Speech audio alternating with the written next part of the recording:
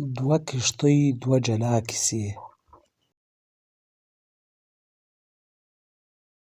یوه کښتۍ چې نږدې 700 تنه پکې سپاره وو، د هوسا ژوند په لټه له خپلو کورونو او هېوادونو څخه د اروپا په نیت روان وو، چې د یونان په سواحلو کې غرقه شوه، چې زیات سپاره یې مړه شول.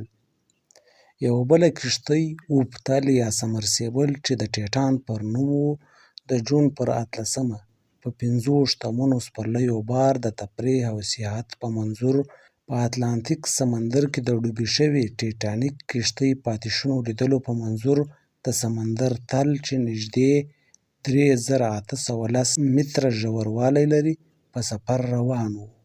په دې کې یو پیلوټ، یو خدمتګار او 3 تنه مسافر، چې په مسافرو کې 2 تنه پلار او زوی پاکستاني ولاصله انګریزان وو، دا هم د اوبو په تل کې ورک شول.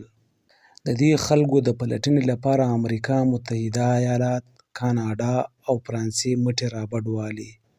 له څو ورځو وروسته یې پرون د جون پر 22مه د اوبتل ځینې ماتې ټوټې ډوبې شوې ټیټانیک کښتۍ ته نږدې د 1400 فوټه په واټن وموندلې. ټیټان اوبتل کې د اکسیجن موده د جون پر 21مه پوره شوله، نو په دې حساب د 5 کسانو د ژوندي پاتې کېدو هیله نشته، خو د جسدونو او ټیټان د ورکېدلو د علت د پیدا کولو پلټنې لا روانې دي. خو د 700 هغو بېوزلو خلکو چې د ښه ژوند پر امید یې په کښتۍ کې سفر کاوه، او د 5 هغو کسانو چې د تفریح او سیاحت لپاره یې په یوه کښتۍ یا اوبتل کې د یوه کس د $2.5 په عوض کې سفر کاوه، د ژغورنې په عملیاتو کې د مځکې او اسمان فرق دی. ټیټان اوبتل د پیدا کېدو لپاره د امریکا، کاناډا او فرانسې ټول بحري ځواک په ګډه شپه او ورځ په کار وو، تر څو مسافر وژغوري.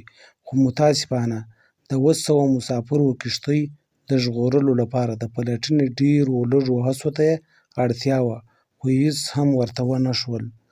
دا د زر او زور نړۍ ده، ځان به خپله خوشحاله ساتئ، نو هڅه وکړئ ژوند خپله د ځان لپاره ښکلی کړئ. که مو په نورو د تکیه کولو عقیده درلوده، تل به بې تکیې پاتې شئ.